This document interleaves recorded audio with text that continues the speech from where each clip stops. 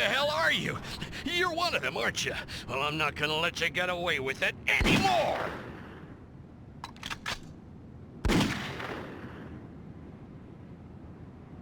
Hey, is that any way to treat a hero? Huh? You're Johnny.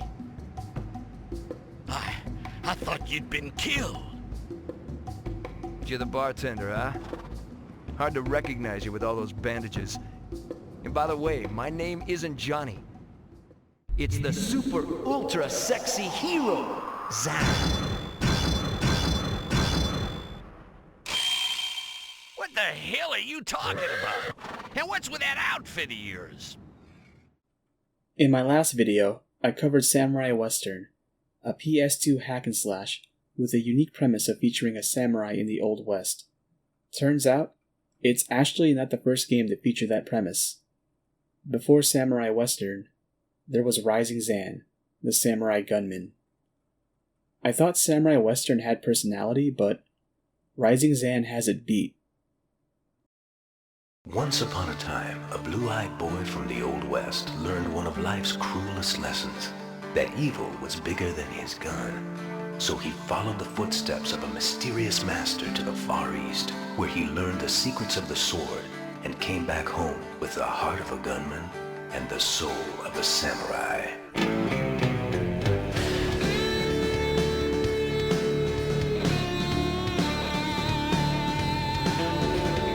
Johnny had a dream of being the biggest hero round. There wouldn't be an enemy that he could not put down with a gun. Then one day Johnny met his match and turned his world around. He changed his name and learned the Shogun way, a land of the rising sun, rising day. Samurai Gunman, rising day. Johnny no more. You have finally made it, my son. This is the last test and my final lesson for you.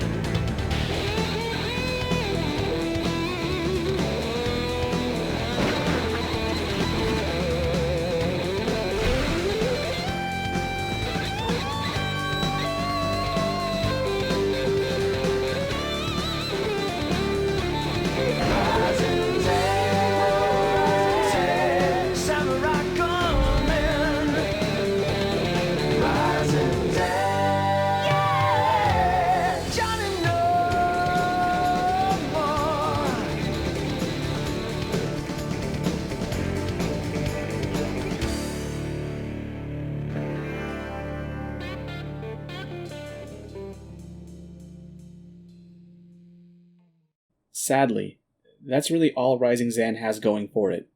I won't beat around the bush. This game is rough to play nowadays. It's not fair to compare Rising Zan to other action games on later platforms, but even knowing it's an old game and rough to control, I still wouldn't recommend playing it unless you're as intrigued by its style like I was. Rising Zan tells a story of a cowboy named Johnny, who was attacked by a band of mysterious bandits.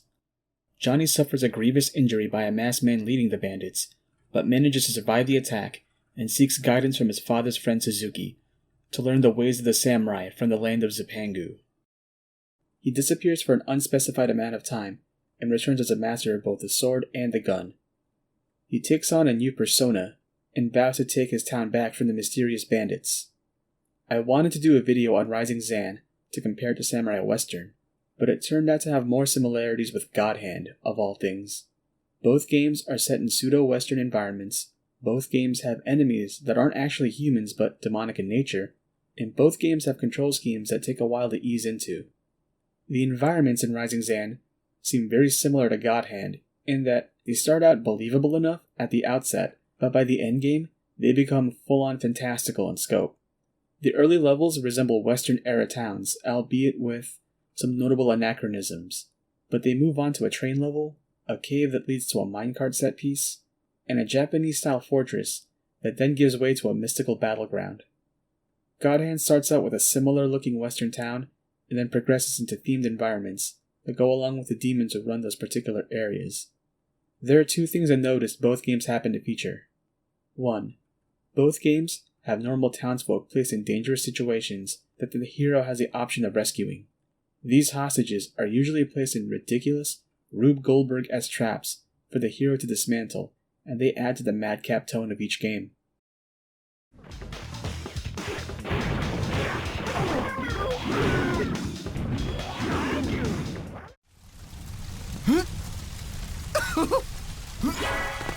Thank you! 2. The villains for both games have a specific insignia that their minions all wear. It's explicitly stated in Rising Zan that the bandits usually wear the same eye symbol on some part of their uniform, whereas in God Hand it's more of a background element you can notice while you play the game. Most enemies that aren't boss characters will wear this particular medallion, and I think it's meant to represent the Demon Lord Angra, who was defeated by the original owner of the God Hands. Most of the enemies in Samurai Zan don't speak English but in Banjo speak, except for 2 boss characters.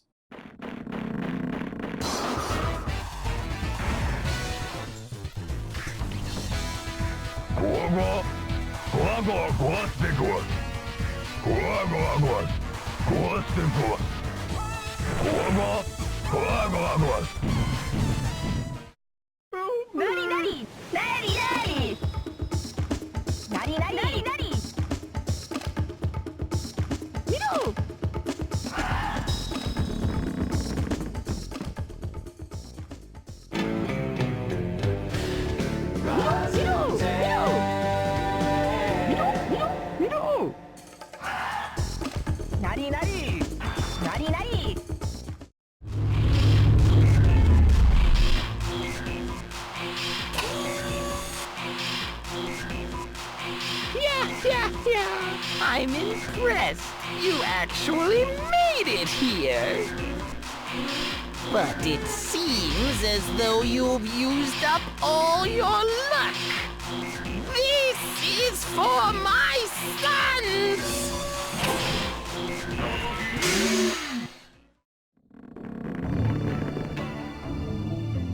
Oh, you're still alive. Shut up, sissy! I'm not letting you go this time! I can't stand this dog anymore. Let's see what you've got. Along with some flavor text by the townsfolk informing Zan of the current situation, this implies that the bandits might not actually be humans. Godhand also implies that the people Jean fights aren't human but demons inhabiting human bodies.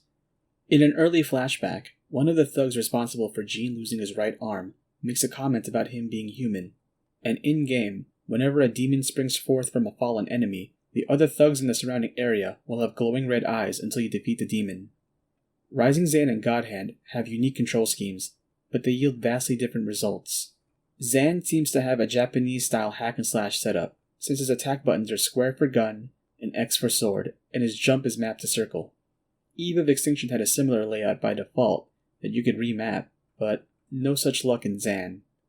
When you kill enemies, a meter at the top left of the screen fills up. This is the hero meter, and it can go up to 3 levels. It's Zan's equivalent to a super meter, and if you press triangle with at least 1 level of a full bar, Zan's blade gets longer and his speed and damage output are increased. Unfortunately, it's a pretty crappy super mode, because you don't have invincibility when it's active, and enemies can still knock you down and waste your meter as you recover. Rising Zan was made before DualShock controllers were common, so to have a 3D camera work in the game, you have to hold down L1 to center the camera behind Zan. L1 also doubles as a target button, so that you can snap to enemies on screen and fire away at them with your pistol. When you start firing at an enemy, the camera will quickly snap to center itself behind Zan, facing directly towards his target. You can clear your target by tapping R1, which also doubles as the guard move if you hold it down. This isn't really a bad control scheme for a game made during its time. The problems come from the input delay and awkward camera system. It takes what feels like a good second and some change before Zan will actually perform the action you want, and you have to count your inputs at times, so you don't buffer them and cause Zan to waste time flailing about.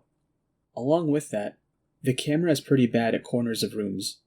You'll get a noise alert if you try to center the camera at a room's corner, and you'll have to maneuver yourself to a place with more breathing room, while avoiding enemy attacks that could come at you from your blind side. I'm really not kidding when I call the experience rough. Comparatively, God Hand's control scheme is notorious for how off-putting it feels the first time you try it, but as you get used to its quirks, it eventually blends into the background. The camera system is also basic and pretty much attached behind Gene because the second stick is mapped to Gene's dodging abilities, so that he can strafe around attacks, jump away from them, or juke any incoming hits without giving up any ground.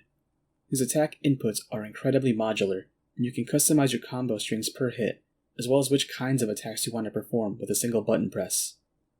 If I were to compare Rising Zan's controls to a game with similar inputs, it feels like the rough draft for what Samurai Western or any Musou-style crowd fighter would have. And that's really interesting that these studios came to the same conclusion in their control schemes, when they don't seem to have any direct connection with one another. I said that Zan and God Hand have a similar energy in their tone, and that really comes clear in how they handle set pieces. God Hand has a very simple gameplay loop, and the way it manages to stay fresh is to have a variety of set pieces at an almost rapid-fire pace. He'll fight some thugs, rescue a hostage, do a minigame or challenge, and fight a boss.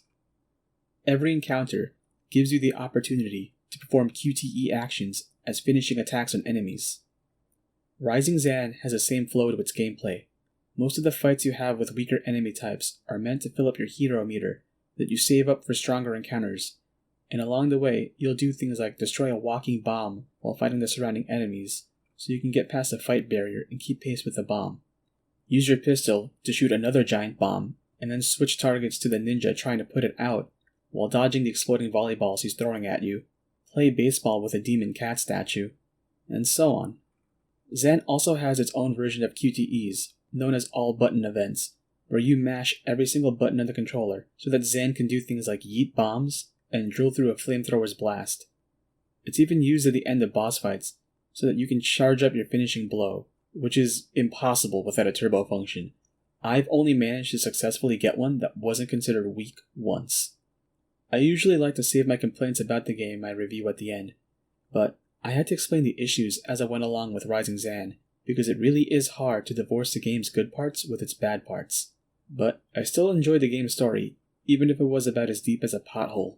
You get introduced to a handful of characters early on, but none of them stayed relevant by the endgame until you beat the final boss, which actually didn't turn out to be the King of the Demons, but some random monster this Dr. Wily-looking dude created. If you want to experience the game, watch a Let's Play on YouTube. I don't think Rising Zan left any impression in gaming, but I do know it has a cult following, and even though I can't say I enjoyed playing it, I do appreciate its style.